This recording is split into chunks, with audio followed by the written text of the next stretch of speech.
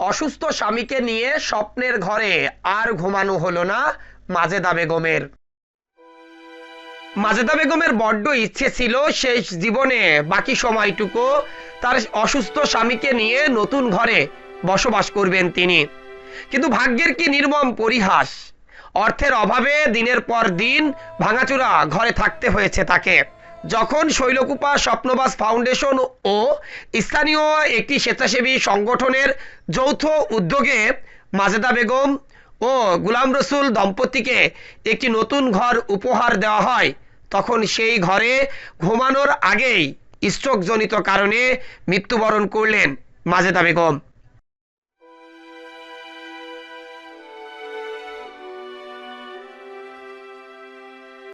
এজন্যই বোধহয় মানুষ বলে, ভাগ্যে যা থাকে না তা জোর করে পাওয়া যায় না, আর মানুষের সব ইচ্ছে কখনো পূরণও হয় না।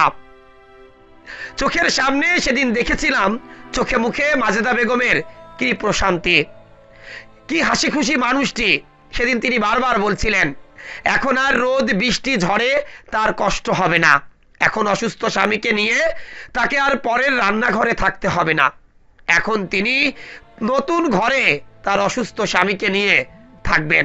কিন্তু অসুস্থ স্বামী পৃথিবীতে থাকলেন, তার আগেই হঠাৎ করেই আজ স্ট্রোকজনিত কারণে মাজেদা বেগম পরপারে পাড়ি জমালেন। এ তো দুদিন আগের কথা। শৈলকুপা স্বপ্নবাস ফাউন্ডেশন ও চোখ মেলো সেবা সংস্থার এক ঝাঁক মানবিক মানুষ ঝিনাইদহের শৈলকুপা উপজেলার শেকরা গ্রামে উপস্থিত হয়ে এই মাজেদা বেগমের হাতে তার নতুন ঘর তুলে দেন। নতুন ঘরের ফিতা কেটে উদ্বোধন করেন মাজেদা বেগম। কে জানতো এই মাজেদা বেগম তার স্বপ্নের এই নীড়ে আর থাকতে পারবে না। হয়তো একদিন তার এই নতুন ঘরে তিনি থেকেছিলেন, তবে জেনেছিলাম যে স্থানীয় কিছু জমি জমার ঝামেলা নিয়ে ঘরটি একটু সরানোর দরকার ছিল। যদিও ঘরটি নির্মাণের পর এই খবরটি আসে স্বপ্নবাস ফাউন্ডেশন শৈলকুপার হাতে। এই জন্য এই মাজেদা বেগম ও গুলাম রসুল দম্পতিকে বলা হয়, যেহেতু ঘর নির্মাণ হয়ে গেছে খুব দ্রুতই একটু সরিয়ে ঘরটি আবার নতুন করে নির্মাণ করা হবে। নতুন ঘরে আর মাজেদা বেগমের ঘুমানো হলো না।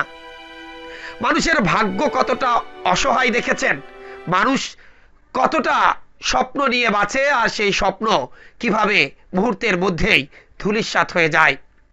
মাজেদা বেগমের স্বপ্ন যে এভাবে নষ্ট হয়ে যাবে বা এভাবে অপূর্ণ থেকে যাবে তা হয়তো মাজেদা বেগম সহ তার পরিবারের কেউই জানতো না।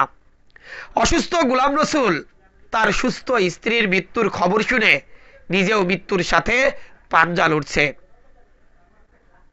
Next report, eagle TV news.